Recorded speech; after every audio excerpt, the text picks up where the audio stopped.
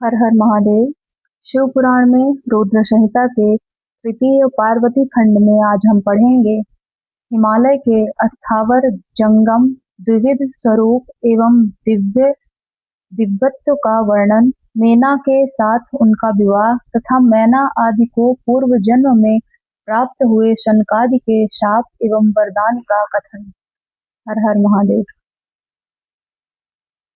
नारद जी ने पूछा, ब्रह्मा पिता के यज्ञ में अपने शरीर का परित्याग करके दक्ष कन्या जगदम्बा सती देवी किस प्रकार गिरिराज हिमालय की पुत्री हुई, किस तरह अत्यंत उग्र तपस्या करके उन्होंने पुनः शिव को ही पति रूप में प्राप्त किया, यह मेरा प्रश्न है।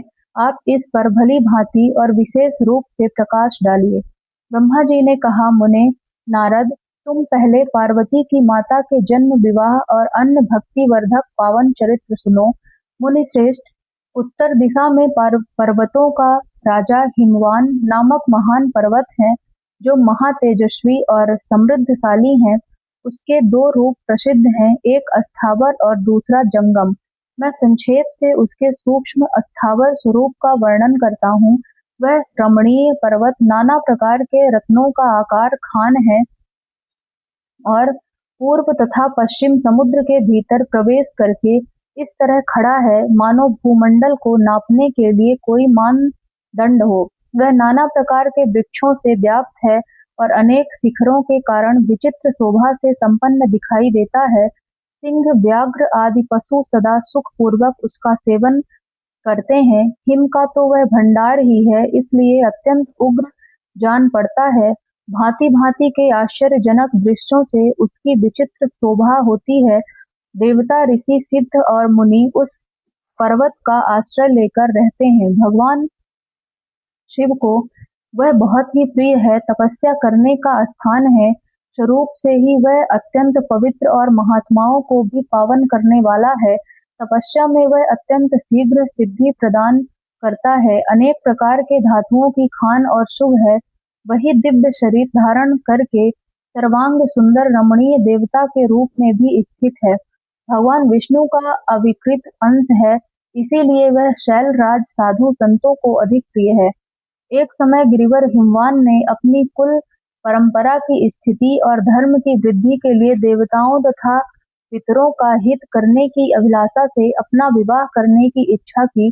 मुनीश्वर, उस अवसर पर संपूर्ण देवता अपने स्वार्थ का विचार करके दिव्य पितरों के पास आकर उनसे प्रसन्नता पूर्वक बोले। देवताओं ने कहा, पितरों, आप सब लोग प्रसन्न चित्त होकर हमारी बात सुने, और यदि देवताओं का कार्य सिद्ध करना आपको भी अभीष्ट हो तो शीघ्र वैसा ही करें। आपकी ज्येष्ठ पुत्री जो मैना नाम से प्रसिद्ध है, वह मंगल रूपिणी है। उसका विवाह आप लोग अत्यंत प्रसन्नता पूर्वक हिमवान पर्वत से कर दें। ऐसा करने पर आप सब लोगों को सर्वथा महान लाभ होगा और देवताओं के दुखों का निवारण भी पग पग पर होता रहेगा। देवताओं की यह बात सुनकर पितरों ने परस्पर विचार करके स्वीकृति दे दी और अपनी पुत्री मैना को विधि पूर्वक हिमालय के हाथ में दे दिया। उस परम मंगलमय विवाह में बड़ा उत्सव मनाया गया। मुनीश्वर नारद, मैना के साथ हिमालय के शुभ विवाह का यह सुखद प्रसंग मैंने तुमसे प्रसन्नता पूर्वक कहा है।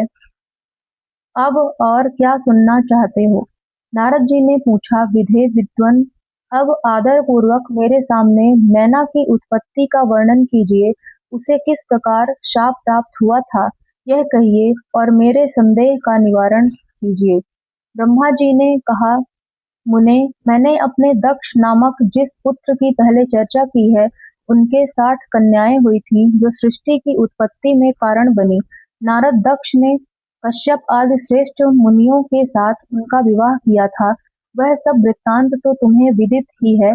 अब प्रस्तुत विषय को सुनो। उन कन्याओं में से एक स्वधा नाम की कन्या थी, जिसका विवाह उन्होंने पितरों के साथ किया। स्वधा की 3 पुत्रियां थीं, जो सौभाग्यशालिनी तथा धर्म की मूर्ति थी। उनमें से ज्येष्ठ पुत्री का नाम मैना था, मझली धन्या के नाम से प्रसिद्ध थी और सबसे छोटी कन्या का नाम कलावती था। ये सारी कन्याएं पितरों की मानसी पुत्रियां थीं, उनके मन से प्रकट हुई थीं। इनका जन्म किसी माता के गर्भ से नहीं हुआ था। अतएव ये अयोनिजा थी, केवल लोक व्यवहार से स्वधा की पुत्री मानी जाती थी। इनके सुंदर नामों का कीर्तन करके मनुष्य संपूर्ण अभीष्ट को प्राप्त कर लेता है। ये सदा संपूर्ण जगत की वंदनीय लोक माताएं हैं और उत्तम अभ्युदय से सुशोभित रहती हैं। सब की सब परम योगिनी, ज्ञान निधि तथा तीनों लोकों में सर्वत्र जा सकने वाली है। मुनीश्वर, एक समय वे तीनों बहिनें भगवान विष्णु के निवास स्थान श्वेत द्वीप में उनका दर्शन करने के लिए गईं। भगवान विष्णु को प्रणाम और भक्ति पूर्वक की स्तुति करके वे उन्हीं की आज्ञा से वहां ठहर गईं। उस समय वहां संतों का बड़ा भारी समाज एकत्र हुआ था। मुने, उसी अवसर पर मेरे पुत्र सनकादि सिद्धगण भी वहां गए और श्री हरि की स्तुति वंदना करके उन्हीं की आज्ञा से वहां ठहर गए। सनकादि मुनि देवताओं के आदि पुरुष और संपूर्ण लोकों में वंदित हैं। वे जब वहां आकर खड़े हुए, उस समय श्वेत द्वीप के सब लोग उन्हें देख प्रणाम करते हुए उठकर खड़े हो गए, परंतु ये तीनों बहिनें उन्हें देखकर भी वहां नहीं उठी। इससे सनत कुमार ने उनको मर्यादा रक्षार्थ उन्हें स्वर्ग से दूर होकर नर स्त्री बनने का शाप दे दिया।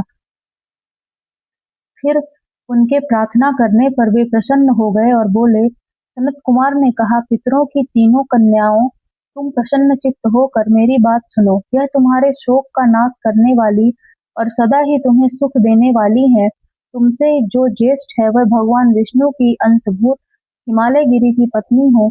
उससे जो कन्या होगी वह पार्वती के नाम से विख्यात होगी। पितरों की दूसरी प्रिय कन्या योगिनी धन्या राजा जनक की पत्नी होंगी। उसकी कन्या के रूप में महालक्ष्मी अवतीर्ण होंगी, जिनका नाम सीता होगा। इसी प्रकार पितरों की छोटी पुत्री कलावती द्वापर के अंतिम भाग में वृषभानु वैश्य की पत्नी होंगी और उसकी प्रिय पुत्री राधा के नाम से विख्यात होंगी। योगिनी मेनका, मैना पार्वती जी के वरदान से अपने पति के साथ उसी शरीर से कैलाश नामक परम पद को प्राप्त हो जाएंगी। धन्या तथा उनके पति जनक कुल में उत्पन्न हुई जीवन मुक्त महायोगी राजा शीरध्वज लक्ष्मी स्वरूपा सीता के प्रभाव से वैकुंठ धाम में जाएंगी। वृषभानु के साथ वैवाहिक मंगल कृत्य संपन्न होने के कारण जीवन मुक्त योगिनी कलावती भी अपनी कन्या राधा के साथ गोलोक धाम में जाएंगी, इसमें संशय नहीं है। विपत्ति में पड़े बिना कहाँ किनकी महिमा प्रकट होती है। उत्तम कर्म करने वाले पुण्यात्मा पुरुषों का संकट जब टल जाता है तब उन्हें दुर्लभ सुख की प्राप्ति होती है। अब तुम लोग प्रसन्नता पूर्वक मेरी दूसरी बात भी सुनो, जो सदा सुख देने वाली है। मैना की पुत्री जगदम्बा पार्वती देवी अत्यंत दुस्सह तप करके भगवान शिव की प्रिय पत्नी बनेंगी। धन्या की पुत्री सीता भगवान श्री राम जी की पत्नी होंगी और लोकाचार का आश्रय ले श्री राम के साथ विहार करेंगी। साक्षात गोलोक धाम में निवास करने वाली राधा ही कलावती की पुत्री होंगी। वे गुप्त स्नेह में बंधकर श्री कृष्ण की प्रियतमा बनेंगी। ब्रह्मा जी कहते हैं, नारद, इस प्रकार शाप के ब्याज से दुर्लभ वरदान देकर सबके द्वारा प्रशंसित भगवान सनत कुमार मुनि भाइयों सहित वहीं अंतर्ध्यान हो गए। तात, पितरों की मानसी पुत्री वे तीनों बहिनें इस प्रकार शाप मुक्त हो सुख पाकर तुरंत अपने घर को चली गईं। हर हर महादेव। देवताओं का हिमालय के पास जाना और उनसे सत्कृत्य हो उन्हें उमाराधन की विधि बता स्वयं भी एक सुंदर स्थान में जाकर उनकी स्तुति करना। नारद जी बोले, महामते, आपने मैना के पूर्व जन्म की यह शुभ और अद्भुत कथा कही है। उनके विवाह का प्रसंग भी मैंने सुन लिया। अब आगे के उत्तम चरित्र का वर्णन कीजिए। ब्रह्मा जी ने कहा, नारद, जब मैना के साथ विवाह करके हिमवान अपने घर को गए तब तीनों लोकों में बड़ा भारी उत्सव मनाया गया। हिमालय भी अत्यंत प्रसन्न हो मैना के साथ अपने सुखदायक सदन में निवास करने लगे। मुने, उस समय श्री विष्णु आदि समस्त देवता और महात्मा मुनि गिरिराज के पास गए। उन सब देवताओं को आया देख महान हिमगिरि ने प्रशंसा पूर्वक उन्हें प्रणाम किया और अपने भाग्य की सराहना करते हुए भक्ति भाव से उन सब का आदर सत्कार किया। हाथ जोड़ मस्तक झुकाकर वे बड़े प्रेम से स्तुति करने को उद्यत हुए। शैलराज के शरीर में महान रोमांच आया, उनके नेत्रों से प्रेम आंसू बहने लगे। मुने हिमशैल ने प्रसन्न मन से अत्यंत प्रेम पूर्वक प्रणाम किया और विनीत भाव से खड़े हो श्री विष्णु आदि देवताओं से कहा। हिमाचल बोले, आज मेरा जन्म सफल हो गया, मेरी बड़ी भारी तपस्या सफल हुई, आज मेरा ज्ञान सफल हुआ और आज मेरी सारी क्रियाएं सफल हो गईं। आज मैं धन्य हुआ, मेरी सारी भूमि धन्य हो गई, मेरा कुल धन्य हुआ, मेरी स्त्री तथा मेरा सब कुछ धन्य हो गया, इसमें संशय नहीं है। क्योंकि आप सब महान देवता एक साथ मिलकर एक ही समय यहाँ पधारे हैं, मुझे अपना सेवक समझकर प्रसन्नता पूर्वक उचित कार्य के लिए आज्ञा दें। हिमगिरी का यह वचन सुनकर वे सब देवता बड़े प्रसन्न हुए और अपने कार्य की सिद्धि मनाते हुए बोले। देवताओं ने कहा, महाप्राज्ञ हिमाचल, हमारा हितकारक वचन सुनो। हम सब लोग जिस काम के लिए यहाँ आए हैं उसे प्रसन्नता पूर्वक बता रहे हैं। गिरिराज पहले जो जगदम्बा उमा दक्ष कन्या सती के रूप में प्रकट हुई थी और रुद्र पत्नी होकर सुदीर्घ काल तक इस भूतल पर क्रीड़ा करती रही, वे ही अंबिका सती अपने पिता से अनादर पाकर अपनी प्रतिज्ञा का स्मरण करके यज्ञ में शरीर त्याग अपने परम धाम को पधार गईं। हिमगिरे, वह कथा लोक में विख्यात है और तुम्हें भी विदित है। यदि वे सती पुनः तुम्हारे घर में प्रकट हो जाएं, तो देवताओं का महान लाभ हो सकता है। ब्रह्मा जी कहते हैं, श्री विष्णु आदि देवताओं की यह बात सुनकर गिरिराज हिमालय मन ही मन प्रसन्न हो आदर से झुक गए और बोले, प्रभु, ऐसा हो तो बड़े सौभाग्य की बात है। तदनंतर वे देवताओं उन्हें बड़े आदर से उमा को प्रसन्न करने की विधि बताकर स्वयं सदाशिव पत्नी उमा की शरण में गए। एक सुंदर स्थान में स्थित हो समस्त देवताओं ने जगदम्बा का स्मरण किया और बारंबार प्रणाम करके वे वहां श्रद्धा पूर्वक उनकी स्तुति करने लगे। देवता बोले, शिवलोक में निवास करने वाली देवी उमे जगदम्बे, सदाशिव प्रिय दुर्गे महेश्वरी, हम आपको नमस्कार करते हैं। आप पावन शांत स्वरूप श्री शक्ति हैं, परम पावन पुष्टि हैं, अव्यक्त प्रकृति और महातत्व हैं। ये आपके ही रूप हैं। हम भक्ति पूर्वक आपको नमस्कार करते हैं। आप कल्याणमयी शिवा हैं, आपके हाथ भी कल्याणकारी हैं। आप शुद्ध, स्थूल, सूक्ष्म और सबका परम आश्रय हैं। अंतर विद्या और सुविद्या से अत्यंत प्रसन्न रहने वाली आप देवी को हम प्रणाम करते हैं। आप श्रद्धा हैं, आप धृति हैं, आप श्री हैं और आप ही सबसे व्याप्त रहने वाली देवी हैं। आप ही सूर्य की किरणें हैं और आप ही अपने प्रपंच को प्रकाशित करने वाली हैं। ब्रह्मांड रूप शरीर में और जगत के जीवों में रहकर जो ब्रह्मा से लेकर तृण पर्यंत संपूर्ण जगत की पुष्टि करती हैं, उन आदि देवी को हम नमस्कार करते हैं। आप ही वेद माता गायत्री हैं, आप ही सावित्री और सरस्वती हैं, आप ही संपूर्ण जगत के लिए वार्ता नामक वृत्ति हैं और आप ही धर्म स्वरूपा वेद त्रयी हैं। आप ही संपूर्ण भूतों में निद्रा बनकर रहती हैं, उनकी क्षुधा और तृप्ति भी आप ही हैं। आप ही कृष्णा कांति छवि तुष्टि और सदा संपूर्ण आनंद को देने वाली हैं। आप ही पुण्यकर्ताओं के यहाँ लक्ष्मी बनकर रहती हैं और आप ही पापियों के घर सदा ज्येष्ठा लक्ष्मी की बड़ी बहन दरिद्रता के रूप में वास करती हैं। आप ही संपूर्ण जगत की शांति हैं। आप ही धारण करने वाली धात्री एवं प्राणों का पोषण करने वाली शक्ति हैं। आप ही पांचों भूतों के सार तत्व को प्रकट करने वाली तत्व स्वरूपा हैं। आप ही नीतिज्ञों की नीति तथा व्यवसाय रूपिणी हैं। आप ही सामवेद की गीति हैं। आप ही ग्रंथी हैं। आप ही यजुर्मंत्रों की आहुति हैं।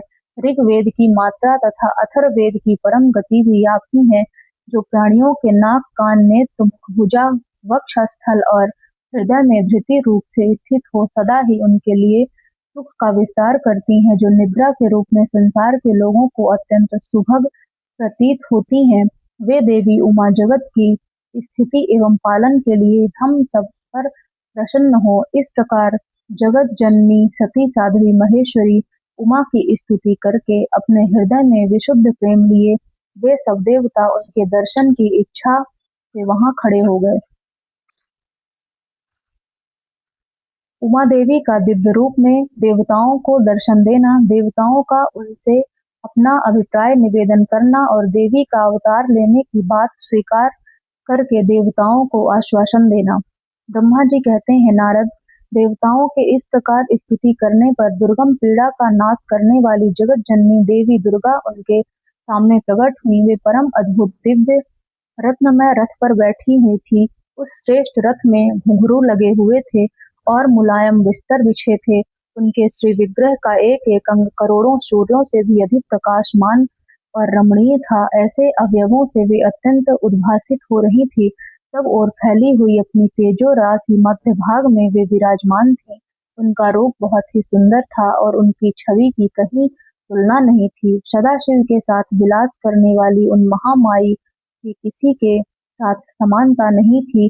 शिवलोक में निवास करने वाली वे देवी त्रिविध चिन्मय गुणों से युक्त थीं। प्राकृत गुणों का अभाव होने से उन्हें निर्गुणा कहा जाता है। वे नित्य रूपा हैं। वे दुष्टों पर प्रचंड कोप करने के कारण चंडी कहलाती हैं, परंतु स्वरूप से शिवा कल्याणमयी हैं। सबकी संपूर्ण पीड़ाओं का नाश करने वाली तथा संपूर्ण जगत की माता हैं।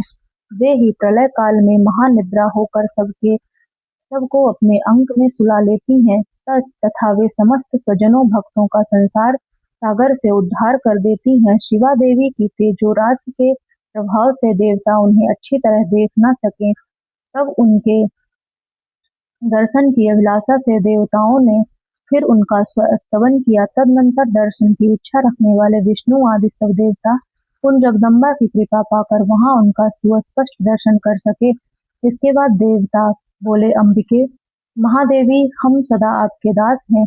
आप प्रसन्नता पूर्वक हमारा निवेदन सुने। पहले आप दक्ष की पुत्री के रूप में अवतीर्ण हो लोक में रुद्रदेव की वल्लभा हुई थी। उस समय आपने ब्रह्मा जी के तथा दूसरे देवताओं के महान दुख का निवारण किया था। तदनंतर पिता से अनादर पाकर आप अपनी की हुई प्रतिज्ञा के अनुसार आपने शरीर को त्याग दिया और स्वधाम में पधार आई। इससे भगवान हर को भी बड़ा दुख हुआ।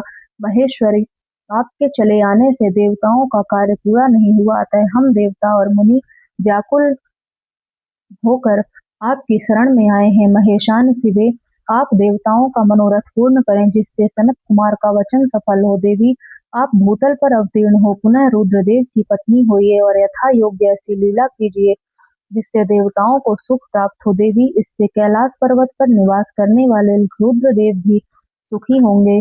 आप ऐसी कृपा करें जिससे सब सुखी हों और सबका सारा दुख नष्ट हो जाए। ब्रह्मा जी कहते हैं, नारद, ऐसा कहकर विष्णु आदि सब देवता प्रेम में मग्न हो गए और भक्ति से विनम्र होकर चुपचाप खड़े रहे। देवताओं की यह स्तुति सुनकर शिवा देवी को भी बड़ी प्रसन्नता हुई। उसके हेतु का विचार करके अपने प्रभु शिव का स्मरण करती हुई भक्त वत्सला दयामयी उमा देवी उस समय विष्णु आदि देवताओं को संबोधित करके हंसकर बोली। उमा ने कहा, हे हरे, हे विधे और हे देवताओं तथा मुनियों, तुम सब लोग अपने मन से व्यथा को निकाल दो और मेरी बात सुनो। मैं तुम पर प्रसन्न हूँ, इसमें संशय नहीं है। सब लोग अपने अपने स्थान को जाओ और चिरकाल तक सुखी रहो। मैं अवतार ले मैना की पुत्री होकर उन्हें सुख दूंगी और रुद्रदेव की पत्नी हो जाऊंगी। यह मेरा अत्यंत गुप्त मत है। भगवान शिव की लीला अद्भुत है, वह ज्ञानियों को भी मोह में डालने वाली है। देवताओं, उस यज्ञ में जाकर पिता के द्वारा अपने स्वामी का अनादर देख। जब से मैंने दक्ष जनित शरीर को त्याग दिया है, तभी से वे मेरे स्वामी कलाग्नि रुद्रदेव तत्काल दिगंबर हो गए। वे मेरी ही चिंता में डूबे रहते हैं। उनके मन में यह विचार उठा करता है कि धर्म को जानने वाली सती मेरा रोष देखकर पिता के यज्ञ में गई और वहां मेरा अनादर देख मुझ में प्रेम होने के कारण उसने अपना शरीर त्याग दिया। यही सोचकर वे घर बार छोड़ अलौकिक वेश धारण करके योगी हो गए हैं। मेरी स्वरूप भूता सती के वियोग को वे महेश्वर सहन न कर सके। देवताओं, भगवान रुद्र की यह अत्यंत इच्छा है कि भूतल पर मैना और हिमाचल के घर में मेरा अवतार हो, क्योंकि वे पुनः मेरा पाणी ग्रहण करने की अधिक अभिलाषा रखते हैं। अतः मैं रुद्रदेव के संतोष के लिए अवतार लूंगी और लौकिक गति का आश्रय लेकर हिमालय पत्नी मैना की पुत्री होंगी। ब्रह्मा जी कहते हैं, नारद, ऐसा कहकर जगदम्बा शिवा उस समय समस्त देवताओं के देखते देखते ही अदृश्य हो गईं और तुरंत अपने लोक में चली गईं। तदनंतर हर्ष के भरे हुए विष्णु आदि समस्त देवता और मुनि उस दिशा को प्रणाम करके अपने अपने धाम को चले गए। हर हर महादेव। इस वीडियो में यहीं तक था। मिलते हैं आपसे नेक्स्ट वीडियो में। तब तक के लिए आप सभी को श्री शिवाय नमस्तुभ्यम। हर हर महादेव।